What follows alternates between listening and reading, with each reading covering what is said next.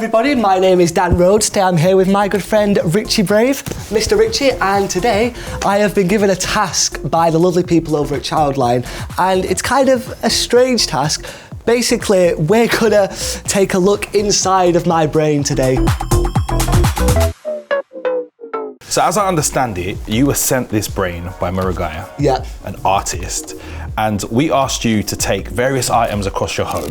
These are items that kind of represent things that play on your mind. So we're not just diving into the positive things and your tricks, because we know you're good at them, but we're looking at the good, the bad, the ugly. So for my first trick, are you happy for me to take the lid off of your head? Yes, take the lid off. I feel like a bit intrusive doing this. Open my mind.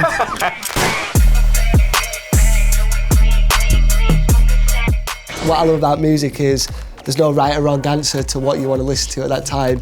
You might just enjoy the song, but yeah, this to me resembles just relaxing, having a good time and listening to some music. Why do you use music? It's just sometimes we can get like caught up in the crazy day-to-day life. Music can kind of take you on a plethora of emotions and different, stages depending on what, like some songs can make you feel really motivated, others can like maybe be sad or remind you of a specific time, but yeah. And is it a lyrics thing or a beats thing for you? I never thought of it like that. Maybe a bit of both. Okay. Both, yeah. How do you feel about me reaching into your brain? I am a magician. I've already read your mind, so I've done it to you. It's only fair that you get me back. You got me.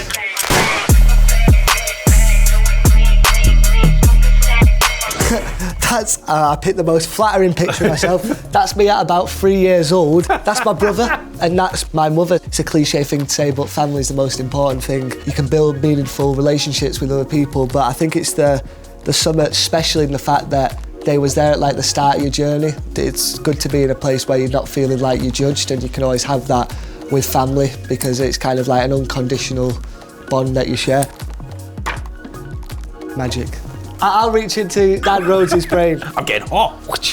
I was waiting for this one. See, this is a deck of cards. Basically, I would not be in this room right now if it wasn't for these 52 pieces of paper. Cards mean so much to me. They remind me of my childhood learning magic, all the hours I'd just spend in front of a computer screen. Instead of doing what normal kids my age would do, I would just sat there learning card tricks. So, ordinarily, when someone does a magic trick, they'll just go, pick a card. Yeah. We're not going to do that, okay? What we're going to do instead is you're just going to name a card. The first one that comes to the forefront of your mind now. Okay. Don't change. What have you got? King of Hearts. King of Hearts. Any reason for that? Just random? No, just random. Just random. All right, just touch a card for me, but just don't overthink it. Just touch one. Take it out. How did you take the King of Hearts? You could have had any card. Show the camera. Well, like you can read my mind as well. When you get home, the King of Hearts will be under your pillow. Please reach inside. You close your eyes. Don't do no magic while my eyes are closed. I won't, I promise you. You said you trust me. You can trust me, mate. I trust you now. I promise you. Right. Never trust a magician.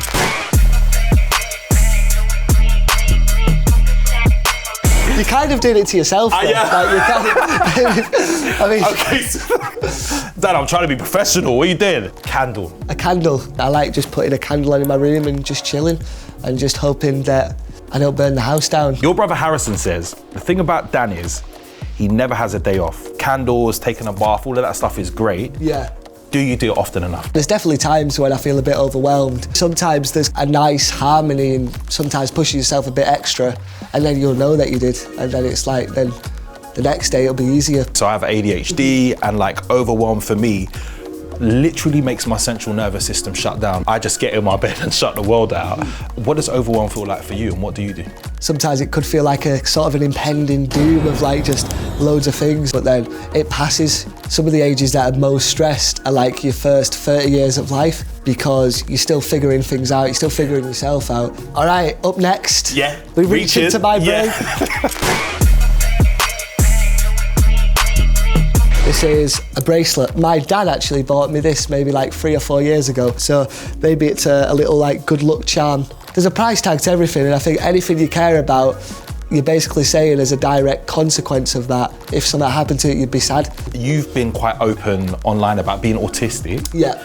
Can you talk to me how that plays in terms of the way you manage your emotions, and I guess how other people approach you? The autistic spectrum is such a broad topic. For me, it's helped me obsess over you know, what I did, like magic and making videos. I was always very talkative with people older than me, but I found it hard relating to people my age. Magic helped out with that a lot because I was performing in school. I even think back now, it's crazy that you don't realise in a moment that, oh, you're only doing school once. Obviously there's some negatives in a sense where sometimes if I'm not like interested in something, I can lose focus very easily. With my Asperger's, I see it like a superpower that I was able to focus on one thing and not get bored of it.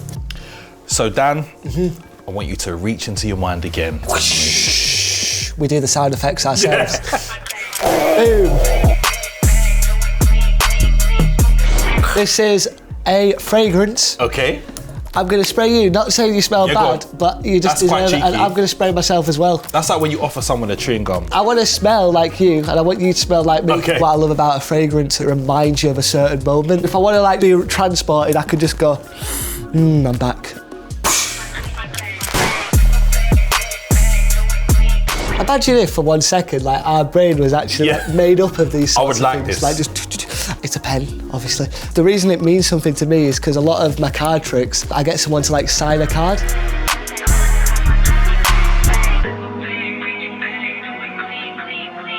I could see you disappearing into something that you love. When we talk about self-care, often people think it's finding money somewhere to go and buy yourself a nice t-shirt or go to a spa weekend. It's just not realistic. How does a Sharpie for you maybe relate to self-care? I think self-care is just looking after yourself. The only vessel you've got is your own. Walking's one of my favourite things to do. Yeah, I've always been a walker. I think it's been proven that if you walk, it stimulates the mind so much more. You might not be in the mood to go on the walk, but going on the walk will change your mood.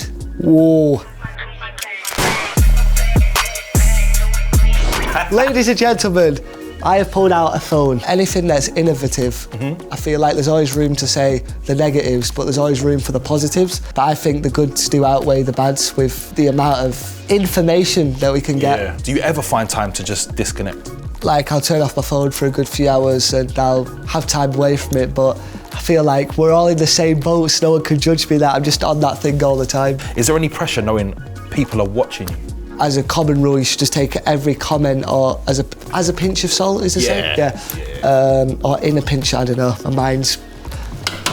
You all right there, mate? Yeah. Your head is full. Stay with it. Stay with it. For someone to put something negative out, it says more about them than it does about you. What was it like unboxing your brain? You always gain a new perspective once you've spoke about something, talking something out and just explaining the feelings. So yeah, it was very interesting. We've all had trauma, we've all had good times, bad times, but ultimately it's about how you reflect on it and how you build the tools to deal with it and move forward. What would be inside of Dan's mental health first aid kit? Try and attach a healthy amount of your time to developing, getting better at discipline. The whole point it was hard is what gave it value, and it's good to relax. If I'm trying to think, I enjoy just going on a walk myself. I need to be moving, so. I think we assume that people moving are never relaxed, and I really like the fact that you've brought this up because it means everybody's an individual, right? And I guess what might work for some person may not work for another person, and that's why finding out what works for you makes a lot of sense. It's been great unboxing your brain, Dan. I've had a great time. It's been fun. It's been fun. I need to put the lid back on because I need to remain my last few remaining thoughts, you know. My friends, it's very important that we not only take care of ourselves, but we take care of our mind because we only have one, and it's very important. So if you want some advice and support, make sure you check out Childline. They are your source.